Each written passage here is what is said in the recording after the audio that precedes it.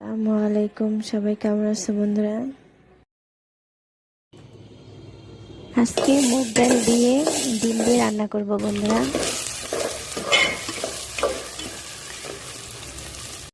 প্রথমে তেলের মধ্যে ডালটা ভেজে নিয়েছি, এখন সব মশলাগুলো দিলাম পরিমাণ মতো।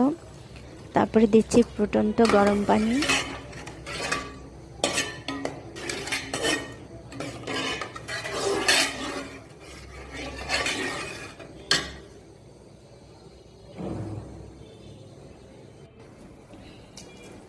ডিম সেদ্ধ করে রেখেছি, এখন ডিমটা চুলে কেচে নিব, নাহলে ডিম ফুটবে। তারপরে এই ডিমটা ভাজি করব।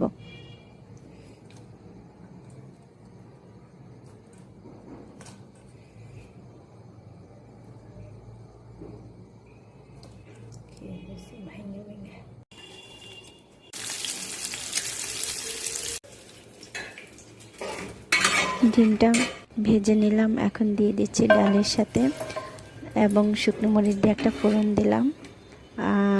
দিয়ে দিচ্ছি ডালের সাথে ফোড়নটাও। এখন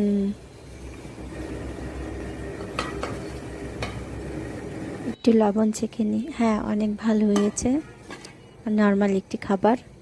তো বন্ধুদেরকে অনেক ধন্যবাদ ভিডিওটি দেখার জন্য।